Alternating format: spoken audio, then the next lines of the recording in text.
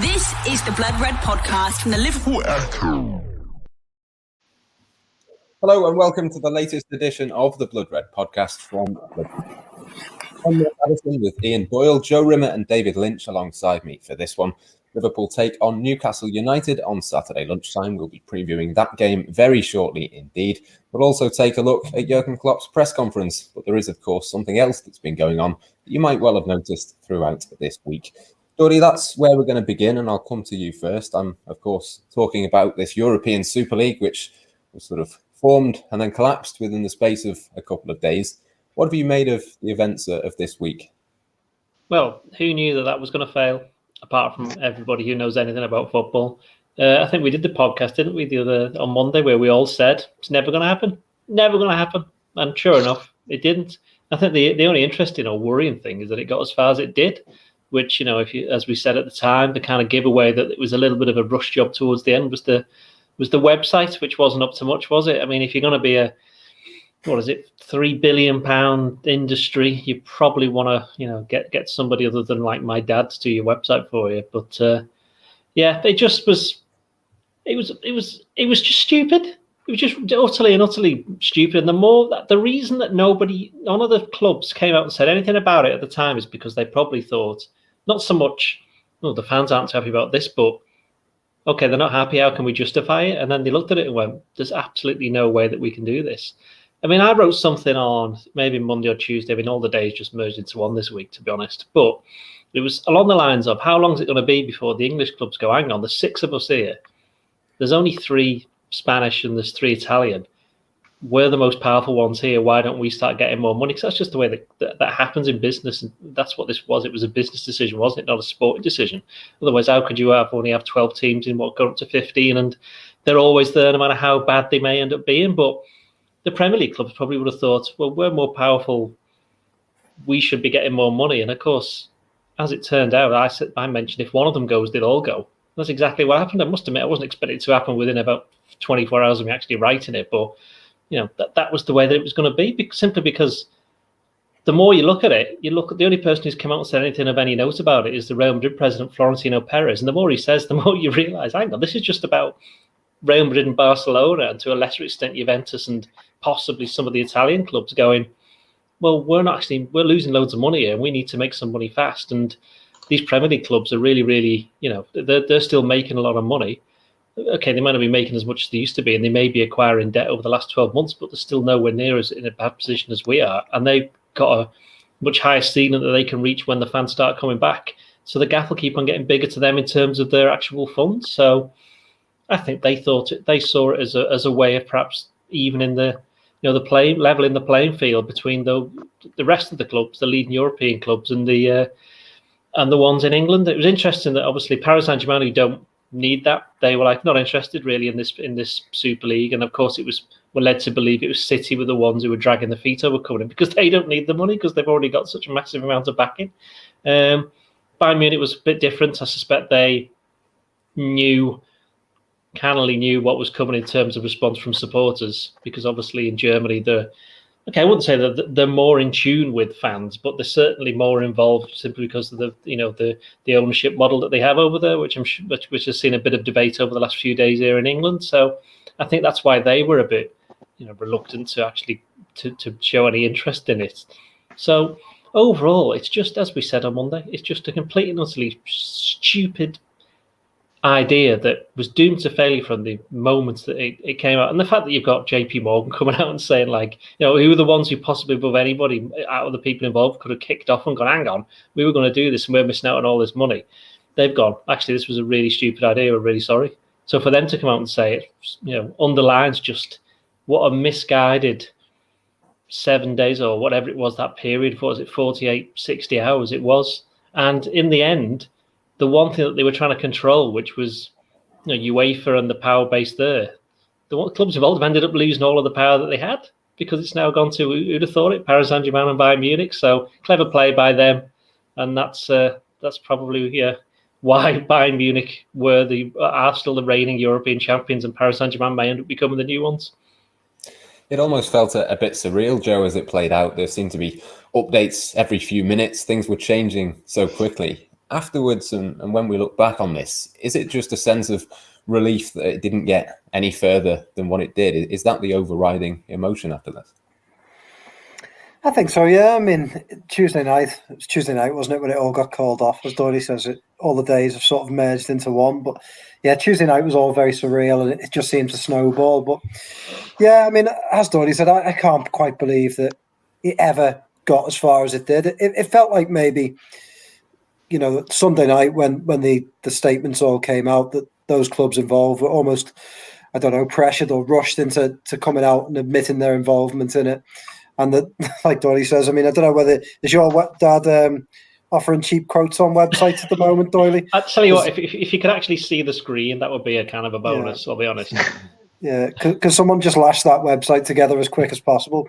So it was all very strange. It seemed to rush through, but I cannot believe it got off the ground. And as Doyle was saying then, I mean, very well played by the likes of Bayern Munich and others who sort of had the ability to read the room. No, it wasn't going to, A, that it wasn't going to be popular, and B, that it probably wouldn't get off the ground, and kept the noses out. And not just that, also sort of got some good press out of it as well. And the biggest thing I'm disappointed is, from a Liverpool point of view, is just how could they not see this coming? We've talked at length about it, so let's not go over old ground. But the one thing I think FSG are going to learn from this is get some people around you that are telling you the right things, or start listening, because how they let themselves go this far down this road and then were forced into another disaster of a apology video and all that, I don't know, because anyone could have told you that this was going to prove universally unpopular. So I can't believe they got themselves into this mess. I suppose that, just to add to that, I suppose the reason why they did get themselves, I think it was given away by the email from Billy Hogan and Tottenham, I think, alluded to it in their statement, is I think all the English clubs were scared. Nobody wanted to be the one club that stayed out of it, just in case it did get off the ground, and then they were left out, because I think Billy Hogan said, we need to be at this table. But even so, it was never going to get off the ground, as Doyle says, and the fact that they couldn't read that is slightly worrying. It seems, David, like there might be some protests outside Anfield over FSG off the back of this week when Liverpool play Newcastle tomorrow. They can't really have any complaints if that is the case, can they? They kind of have brought that on themselves, really. Yeah, because I think this is a moment as well, and I think fans realise that this is a real, moment to capitalise on, a real show of unified fan strength, the sort that we haven't seen in terms of real unity between clubs who would typically be rivals, and real show of fan power that's made a positive change, and a really big change as well. So I think this is a moment that fan groups in particular will see as a moment to use and push for further change. I think one of the things that could be a major positive that spins off from this, and Jurgen Klopp talked about it today in his press conference, was it might even spike the UEFA reform. So the clubs like Liverpool and Manchester United who would have benefited from that, Liverpool specifically, I'm thinking of, this season maybe not going to qualify for the Champions League, and would have been given a back door there by UEFA, and they might even lose that now. According to reports, those reforms are coming under pressure because at the end of the day, they resigned their places in the ECA, didn't they? They now don't have a say at the table. They don't get to decide whether those things happen anymore. And I think UEFA wouldn't have allowed those changes to happen without this pressure, this constant threat of a Super League that's now been played out and it is done. So, that's good news. And I think these protests do need to keep up so that we can, stay on the front foot in those terms. And it's just crazy, isn't it? Because, what Joe said there about sort of the English clubs didn't want to sort of miss out on being part of it. But I think, certainly from Liverpool's perspective, from everything they've said before and a lot of the mistakes that FSG have made previously, I think it's obvious that they, maybe not Spurs, maybe not Arsenal wouldn't have been drivers, but I think Liverpool certainly would have been, heavily involved in pushing for something like this, because it's just right up their street, isn't it, FSG? The sort of things they've said about the way they want to make money in sports, what they used to from American sports, and all the suggestions were that Liverpool and Man United were at the forefront of this. And I think they, more than anyone as well, have less excuse to do it, because I think, Real Madrid and Barcelona, you could absolutely excuse for being at the forefront of it because they've got debts, and you can question their motives by saying, well, okay, if you've got a problem about being in $1 billion euros worth of debt, then maybe don't pay Gareth Bale £700,000 a week or or whatever it is. It's very, not too far away from those sort of ridiculous numbers. If sustainability is the aim, and I think some of the English clubs touched on this in the statements, if sustainability is the aim, then run your club sustainably. And I think if you're going to give FSG a little modicum of credit, is that outside of the horrendous decisions they've made around ticket prices and things like that, they do run Liverpool sustainably, which meant therefore that they had no excuse to want to be part of something like this. So I think that was purely motivated from their part. It's not to pay off this huge debt. They weren't in a position of desperation. I think just purely by the greed. And I think these protests need to keep going, and pressure needs to be put on these ownership groups, because there's absolutely zero excuse for it. It was just poorly thought through. It wasn't worth as much money as they thought it were, and fans absolutely hate the idea. So yeah, I think they should push, and they should keep all this pressure up, because as long as this government review is going on, and that's about to start now and has been pushed ahead, again, another case of the clubs shooting themselves in the foot. As long as that's going on, as long as the fans keep their voices loud and show this unified stance, I think this could be a really watershed moment for football, and change things in the long term. We're not just stopping here at the Super League, but changing the Champions League, changing the way that money's redistributed throughout the pyramid, and the rights that fans have as well.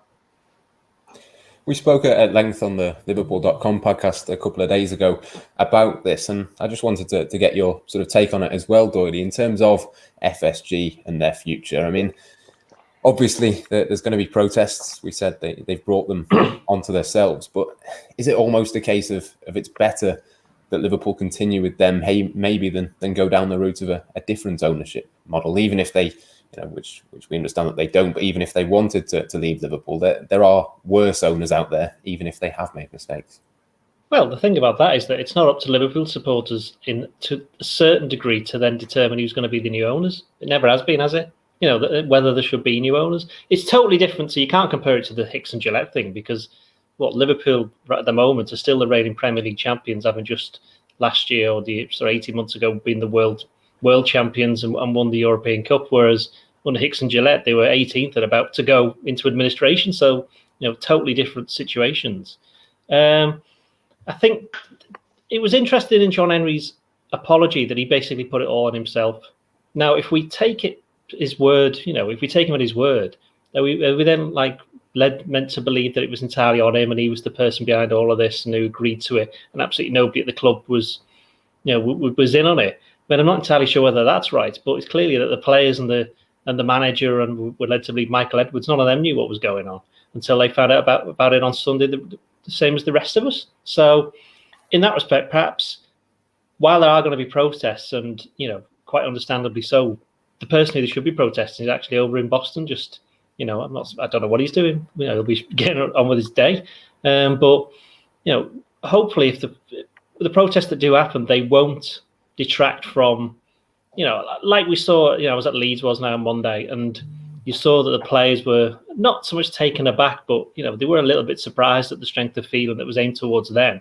Although obviously, in retrospect, Jurgen Klopp said it today, he understands why they were the lightning rod for all of this, because they were the people who were there at the time, and so it is going to be difficult for Liverpool in that sense. But if they are going to protest, it has to be against what they believe. But how can they protest against anything other than during the game? Because it's an occasion, isn't it? And it's an occasion where the thing that FSG are represented, which is Liverpool Football Club, the thing that they own, that's the main business. So if you're going to protest, that's the best way to do it, is at games. But it is a tricky one, isn't it? Because Jurgen Klopp came out today, didn't he, in his press conference, and he says, look, they've made bad decisions, and he was totally against this one. But what's the point in, basically, what's the point in massively kicking off about it? It's happened now, or rather, it hasn't happened. So he's rather look at things that could be happening, like Lynchy said about the Champions League. That's going to be changing. That rule to get those two teams in, the historical thing, that's basically, I thought, we all think that's complete nonsense anyway. Essentially, the Super League was that, but times 6. Instead of 2, it'd be 12 teams, or 15, I should say. So that in itself is just the kind of self-interest that you just, and close shop, that's totally against what sport's about, and why. It was interesting that the players were so massively against it as well, because something that actually got lost a little bit, and I'm not sure whether anybody saw this, is obviously Adam Lallana used to play for Liverpool. He spoke after the game, Chelsea 0-0 with Brighton. And he was told, oh, by the way, looks like Chelsea have gone and now City have gone. He says, "What's it been like for the players?" And he says, "Well, since we found the news out on Sunday, for him, he's had this feeling in his stomach all the way through since then." And I think possibly fans and journalists and whoever can relate to that for different reasons of that kind of sense of unease at what was going on, because they knew it wasn't quite right. And that's why there's been such a universal, I wouldn't say universal, because, well, if you believe Perez, 99% of the Real Madrid fans are actually for it. I mean, how does he know that? And I think, again, FSG's mistake is possibly, Lynchy was saying they've got no excuse for it.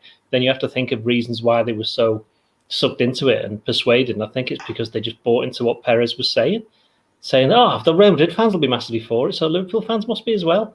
And obviously, it turns out that Liverpool fans are Arsenal, United, City, Chelsea, the other team that somehow got into it, Tottenham. They're all exactly the same. So it's I had to get me digging on Tottenham there, by the way. I think I've waited a full week to do that, to be honest. Tottenham in the Super League, come on. If there was any sign of why it was just a load of nonsense, it was that. Yeah, absolutely. I think a lot of people have been in agreement with you on that one throughout this week. Joe, just before we move specifically on to Jurgen Klopp's press conference, I know David touched on it before, but does this just sort of teach us really that fans really do have the power to change things moving forward? And we shouldn't just stop at the Super League. There's other things, there's other huge issues within the game that fans maybe could continue to protest and ultimately get the result that we want. Absolutely, but it's like what Dave said, isn't it? It's just about focusing those protests on those sorts of things. Ticket prices. Liverpool fans obviously made a huge statement. Is it 2016 now when they walked out over the ticket prices? And I do wonder if more fans, cross club boundaries and got together and made an actual protest, whether they could do something about it. Because after what we've seen in the last few days, clearly the pressure can work, but. Quite often it's tempting for fans to just protest against something that's happening in their own club. But this was something that united clubs, and it would be interesting to see whether fans could focus their attentions on other areas of the sport now, because, as you say, there are many things that are wrong. Ticket prices. The one thing that that I noticed was it Perez saying something like young fans aren't engaged, they're not falling in love with football, and I think he's possibly right, but I think the football clubs have so much of a responsibility to try and get those young fans engaged. I mean, how difficult is it for young fans to actually attend a game nowadays? It's very difficult. If they can get a ticket, it's expensive. Should the clubs in pre-seasons be doing children's events to try and get more children to come to Anfield with their parents, make it cheap, make it accessible, and make the players accessible? I always think about, they go across America, don't they, or Southeast Asia, doing these player events and fan events, but you hardly ever see them here. And it would be great if they were doing more sorts of things like that. And I know they go into local primary schools and stuff, but throughout the summer, to try and get kids engaged and to try and get them through the doors at Anfield or Goodison or wherever else, and try and give them a chance to fall in love with the game, because nowadays it's getting harder and harder. And if they don't play FIFA, they probably don't get into football, do they? So I think there's so many things that they could do, and fans have got a large part to play. It's just whether they can mobilise and, put the tribal rivalries to one side and do it. That's going to be the difficult point of view, because I think the Super League was something that really tapped into people's emotions, and I do wonder whether other issues will do the same thing. Let's face it, we all tend to worry about our own clubs, don't we? Just on Joe's point there about engaging fans, another issue is not just getting them in the ground, is it? It's the fact that if you want to watch every football match that's on, you've got to be subscribed to BT, Sky, Amazon, Premier Sports if you want to watch Spanish football or whatever, or Italian. And it's like, these kids, as well as not being able to get in the ground, are reliant on the parents being able to fork out nearly $2,000 a year on subscription fees to various different broadcasters. And I think it's yet again another example of how capitalism doesn't work in a football environment. We think this is the national game and is extremely special. Doyley's laughing because I'm on my left wing rant. Yeah. But the idea, isn't it, that you have multiple broadcasters, is that competition benefits the customer. In what way does it benefit us to have these multiple broadcasters? Because it just gives you separate subscription fees you have to pay out to each. It was much easier for me as a consumer, even though it was a monopoly, to just have everything on Sky, or most of the games on Sky, as it used to be. This doesn't serve us in any way for it to be split up in the way it is, and it certainly doesn't help to engage any children or future football fans. Yeah, it's got to be mutually beneficial as well, hasn't it? Sorry, I was going to say, don't forget in the old days, when I was growing up, none of the games were on telly. The ticket prices were an awful lot. It cost you. I was going to say, it did. Yeah. But then, someone had to do that. But then, on top of that, though, you had the problem of hooliganism, and grounds were just not full. So, in terms of a crisis of interest in football at the moment, it's nothing like as bad as it used to be. But they've got to make sure that they learn the lessons, not necessarily from that, because it's a completely different situation. But the way I looked at it is when Perez said 40% of 16 to 24-year-olds aren't interested in football. I was like, wow, 60% are. That's actually quite a big number. That is a lot of people. So if you've got from his point of view, a captive audience, then more has to be done to get them into the game. More has to be done to get them playing the game. Okay, it's great that they're on FIFA and everything, but they'd rather be out there playing it. And then we're just going, we could be here for days doing this particular podcast. These are an awful lot of these are things that are out of football's control. So they have to concentrate on the things that they can control, which is getting people back in the stadiums, making sure it's people are interested. And whether we like it or not, it's people paying to watch it on television. And I think that's, in that sense, you can see why they were kind of a bit worried. But I think, as we've just mentioned, then for the 40%, 60%, that was just an excuse to try and make more money. Just mentioning there and trying to get children engaged. I think back to when I was young, and one of the things that I liked about football was the kits, and having the kits. My parents would buy me one, you'd wear it, you'd go out and play in it. Again, how can you go out and buy kits for kids when they're so expensive? They bring out 3 every season. Everything is being moved away from making the game affordable and accessible. But people buy them. That's the thing. They wouldn't do them. This is where if fans want to make a stand, then they have to not buy the kits. They have to, for a short term, they have to basically financially hamper their own clubs to, in the long term, benefit themselves and therefore the clubs. So it's kind of like a virtuous circle. No, but then we're putting the responsibility then back on the supporters, and I don't think that's fair. If someone's being exploited, the problem is the one who's doing the exploiting, not the one who's being exploited. And I think in situations like that, that's why legislation's absolutely crucial, because this is the national game, and if we want to encourage it, you can't put that in the hands then of these capitalists who want to make money. You've got to put it in the hands of government, I think. You can't legislate kit prices, can you? But what fans can do in terms of a protest is to just not buy them. That's a kind of a form of protest, isn't it? The problem is that's never going to happen, is it? But yeah, they know that that's not going to happen, don't they? They know that the audience is so big that even if it's only a small percentage, they can still do that. But we will move on slightly to what Jurgen Klopp had to say in his press conference. I'm sure he would agree with much of what we've spoken about so far on the podcast. And Doyle, I'll come back to you on this one. I thought there's been times this week where not just Jurgen Klopp, but Pep Guardiola and several other managers and players have painted themselves in a really good light in the way that they've spoken. What did you sort of make of his press conference today, specifically in terms of what he had to say on FSG and the Super League in general? I think as I pointed to before, he's basically said, look, they've made some bad decisions, but we can't just forget all the other stuff that they've done, the positives that Lynchy said. They've got the team, the club is sustainable. They're not in the same situation as Real Madrid and Barcelona. They're not being used in the way that Manchester United are by their particular owners, but by the same way, they're not like Manchester City and PSG where they don't have these limitless funds. So in that sense, they actually run as a quite a decent business. And from a sporting side, Klopp, thanks to FSG, he's won the Champions League and the Premier League. I mean, it's the other way around as well. It's thanks to Klopp and the players that he's bought. FSG have overseen Liverpool winning those trophies. But there is a relationship there, and obviously Klopp made it clear that he was against the decision that they'd made. I mean, what more could he do, if we're being perfectly honest? What's he going to do? Have a big tantrum and rant and rave and all that kind of stuff? He couldn't have said any more than, I'm totally against this. And what's more, he also said again after the Leeds game, and I said this in 2019, so therefore the inference, and you knew I would be against it because you know what I think about these things.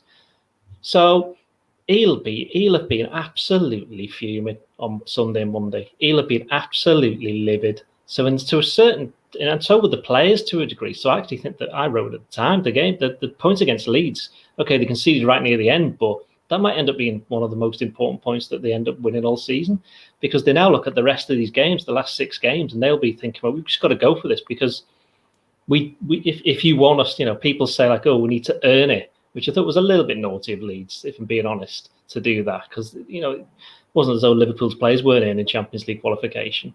But I think it's kind of galvanised Klopp, galvanised the squad for the short term. In terms of the long term, I don't see it having that much of an effect on Klopp's relationship with FSG, really.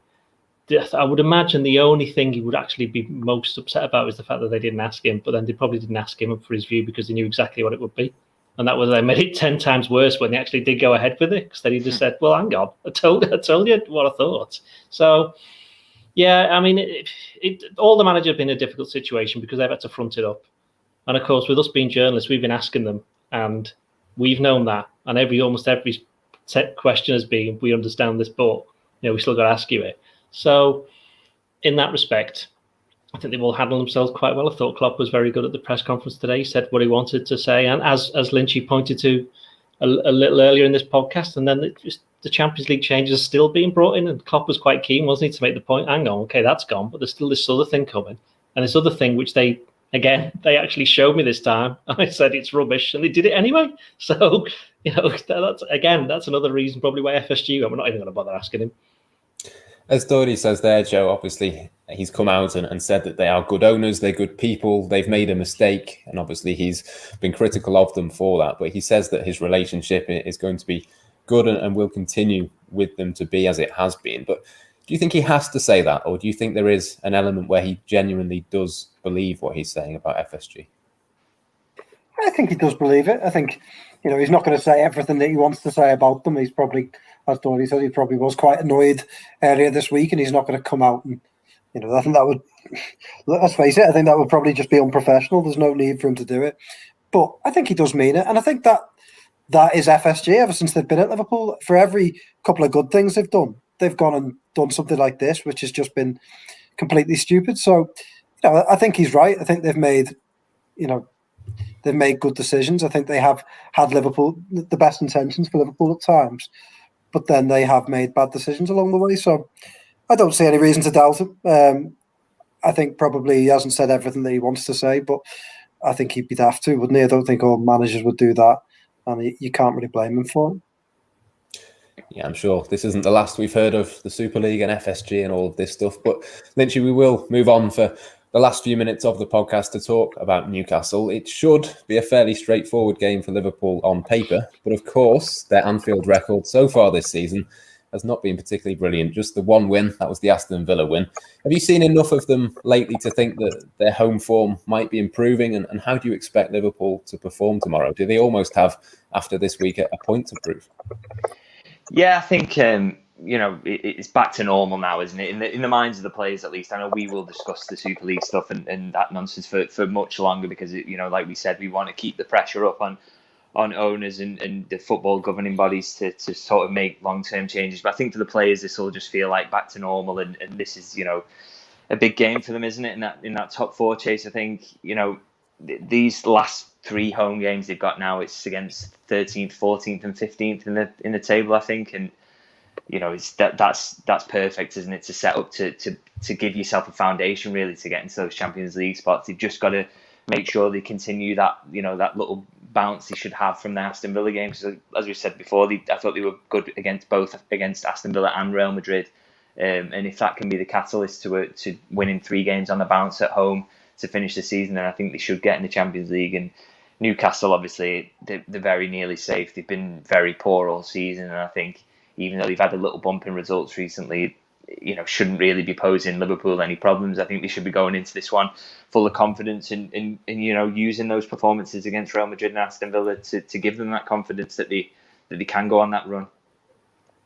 I think Newcastle, Doyle, are a bit of a strange team. They have been very, very poor this season for large parts of it. But you look at their team and they've got some decent players. I think Almiron, Wilson, St. Maximin, they're all individually quite good. What have you made of them this season, and what sort of do you think will be their setup tomorrow? Well, like most teams, I've hardly seen any of it because football is fairly rubbish with no fans there. However, I did see a fair amount of the game against West Ham was it last week? It was last week, wasn't it? Yeah, where they somehow nearly managed to completely mess it up, despite basically being gifted 2 goals and then a sending off for West Ham. I mean, I was at the 0-0 game at St James's Park, which was the start of everything going a bit wrong, if you remember, over Christmas, where a game where Liverpool absolutely, they battered them. Firmino missed some chances. Mane could have had a penalty. I'm sure something else happened in that game.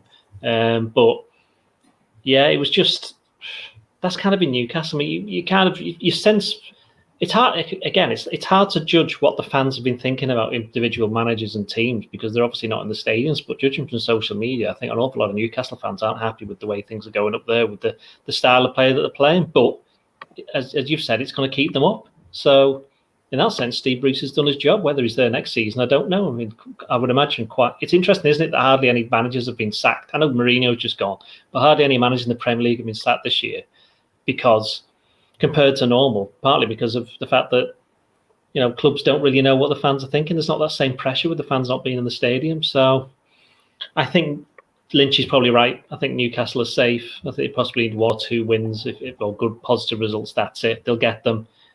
But if Liverpool don't win this game, they can forget the Champions League because they probably don't deserve it. In terms of the wider race for the top 4, Joe, I mean, Arsenal play Everton tonight. West Ham have Chelsea tomorrow.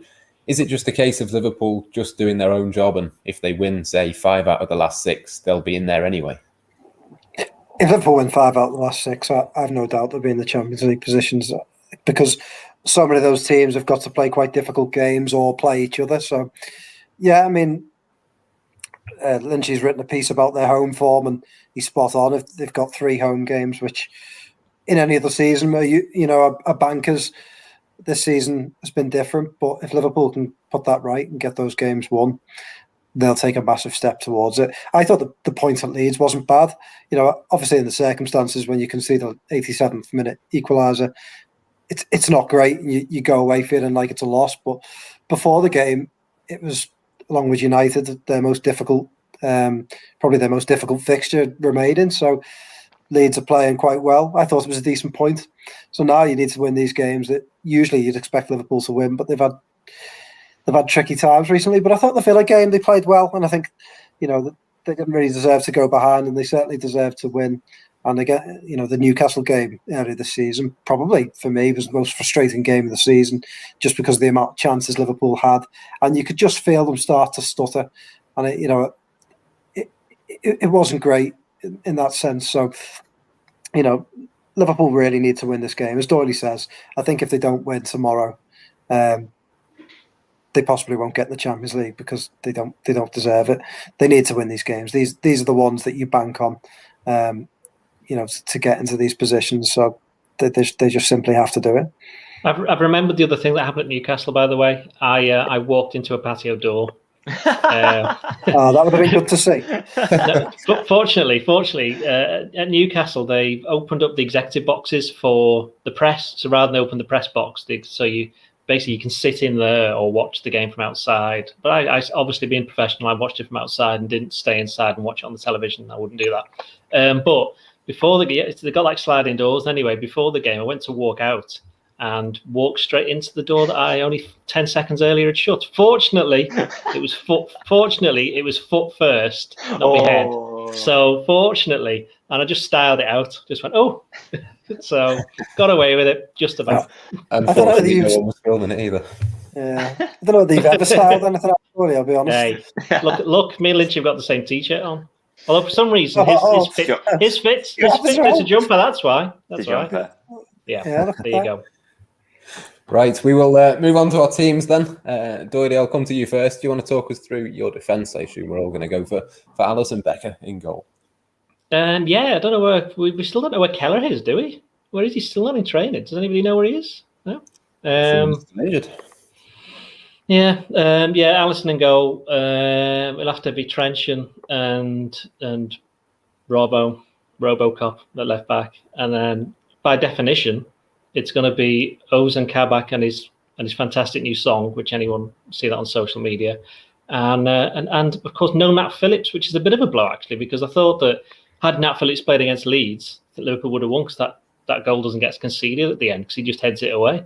So that might be a bit of a tricky one for Liverpool. Well, it's got to be Fabinho, hasn't it? Who has been doing very well in central midfield. So that is a blow. I mean, unless Liverpool do something crazy like play Ben Davies, who's not played at all since he's joined, or he could play Reece Williams. There's every chance. Completely Fabinho midfield, but no, I'd go with Fabinho. Yeah, I'd go for Fabinho as well, David. What do you think it might be? And is there a case, say, for someone like a Tsimikas or anyone like that? I think if there is any chance of seeing him before the end of this season, probably Newcastle at home might be the one that you throw him in, but it does seem unlikely. Yeah, I don't think there's going to be any chance of sort of seeing any of those fringe players, to be honest, outside of maybe sub appearances. I think we won't see Ben Davies play for Liverpool before the end of the season. I don't think Tsimikas will get a look in unless it's off the bench late on. I think he's just going to try and go with his trusted men, isn't he? Whoever's fit really until the end of the season. The only real team selection issue he probably has between now and the end of the season is that front three, isn't it? But I think at the back, with Nat Phillips not being available, I think it'll be Fabinho who slots in, and the rest is sort of as you'd expect. Is that the same for you, Joe? Do you want Fabinho at the back, or do you fancy him in midfield for this one? I think he has to be the back. Yeah. Don't see any reason to change what the guys have said. Do you want to talk us through your midfield then? We'll move into the centre of the pitch. Yeah, Wijnaldum, Thiago, Jones. Curtis Jones is back, isn't he? He was playing pretty well before he got injured, and played quite well in the Sheffield United game, didn't he? Scored in that one. I just think if Liverpool are going to pin Newcastle back, he might be a bit of a goal threat from midfield. The other option I was thinking about, do you play those front four all together in a bit of a change system? But I'm going to go for Jones. Yeah, I was torn between those two as well, to be honest. I think I'm going to go with a 2. I'm going to go with Wijnaldum and Thiago. Obviously, Milner, Keita, Chamberlain, the other options, Doyle. Are you going to go for a 2 or a 3? And which 2 or 3 might they be? Well, it's a 3, and it's Milner, Keita, and Oxlade-Chamberlain aren't playing. And I will pick... I will go with what Joe said. The Widge... Curtis Ladd, and Alcantara, as he's famously known.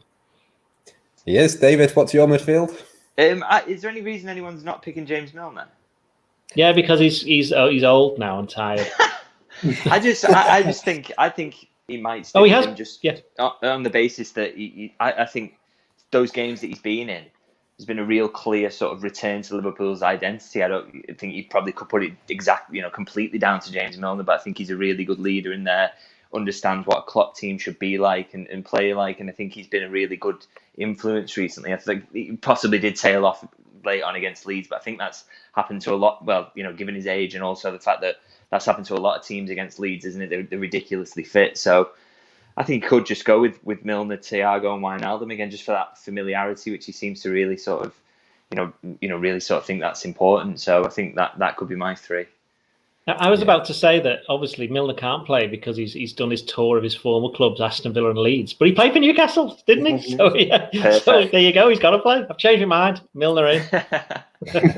The only reason I didn't go with Milner is because I want to go with that front 4. But you 3 have all made it a little bit more difficult for yourselves. Which one of the front 4, Joe, is not going to play with your front 3? It's tough. I'm going to go for the traditional front 3, if you like. Firmino, Salah and Mane, and bring Jota off the bench. I think I've said a few times on pods, I just like Jota off the bench. I think he sort of, if Liverpool are struggling, or not struggling, but sort of banging at the door towards at the end of a game, he comes on and tends to seem to find little spaces. So I quite like him like that. Well, there was no Mohamed Salah from the start against Leeds, Doyle. I'm sure we'll see him from the start in this one. Which one's going to drop out for you? Yeah, Salah plays. I mean, one thing we haven't mentioned is Shaqiri, and I actually think when he's come on in the games that he's appeared in the last few games, I think he's actually made a positive difference. I think he's been quite good, and I wonder whether or not he'd play and then realise no, he wouldn't. So I'm going to go with Salah, I'm going to do a bit different, though. I'm going to have Jota on the left, and I'm going to put Mane down the middle. And part of the reason for that is that if they are going to make changes, and I know people say, well, bringing Firmino on's not as good as having Jota coming on. But if you bring Firmino on, he can move Mane out of the middle and then put him to one of the other places if Mane is not the player he's replacing. So there is kind of a scope for doing things a little bit differently. And as I say, Shaqiri, Oxlade-Chamberlain's another one who I think, okay, I know we did that miss against Leeds right at the end, where perhaps if he'd have actually hit it rather than passed it back to the keeper, Liverpool could be in fourth at the moment. But he's another one I think is getting close. So someone we didn't mention is really, apart from me joking about, was Keita. And ever since that Real Madrid game, he's completely dropped off, off the radar, hasn't he? So, there are a few players there who would be desperate to have a point to prove. But it's interesting, isn't it, the fact we all mentioned Milner before, is that it's the old time at the old stage, that the guy who's done it all before, he's the one that's helping, you'd think, get Liverpool a little bit nearer that top four. And finally, David, what's your front three going to be? Who's going to miss out for you? I think obviously Salah's going to come back in, and I think maybe if he's trying to manage the wingers' minutes, which is what the Salah, not starting the last one sort of suggested to me, is maybe does he pull Mane out for this one, and he's just trying to mix it up a little bit, and maybe go with Jota there, and then Firmino, and give yourself Mane off the bench later on. And so maybe those wingers, I don't know if that's what he's going for, is to sort of give them a bit of a job share until the end of the season and just make sure nobody plays too many minutes. So yeah, I think I'm going with Salah, Firmino, and Jota. Just before we go, then we'll do our usual match predictions. I'm going to go for a 2-0 to Liverpool win. I think they might keep a clean sheet, and I think they'll get 1 or 2 goals. Doyle, what are you going to go for? I'm absolutely fed up watching these rubbish games at Anfield. 4-0 to Liverpool. Finally. Fair enough. Well, it's the penultimate one without fans, isn't it? Because there's only 3 home games left. So, Joe, what do you think? Will we see a big win for Liverpool? I'm just shocked that I think I must have done hundreds of Blood Red pods now. Pretty much hundreds, I think is fair. And I don't think I've ever heard Doyle predict a 4-0 Liverpool win. Because I'm just so fed up, that's why. It's like nothing I'm saying works, because obviously no one listens to a word I say. So, Newcastle to score first, Liverpool to win. Because Newcastle always do that annoying thing where they're crap. Mind you, it might have happened like once, but it's just in my head. But they end up like scoring from nowhere, and you think, how the hell have they done that? But Liverpool it was the last game of last season, wasn't it, where they did that? They scored within about 5 seconds. Yeah, that's Maybe right. I'd made that. Yeah. David, I didn't walk into a patio door that day. That was the bonus. David? Which was the one when the fullback cut in off the left and pinged one into the top corner? That was that's Anfield what I was thinking season, about, wasn't it? Yeah. Was that last season or the season before last? Last season, I think. What was that game? Great goal. With Jetro Willems scored. Oh, yeah. That was the home, wasn't it? Yeah, the 3-1. Yeah. Was that the one after 5 seconds that you were saying? No, that was the away one. I can't remember who scored then. So I don't think Newcastle are very good. I think Liverpool might. I think they're just capable of going on a little run here. I think they've got all this experience of getting top 4 before.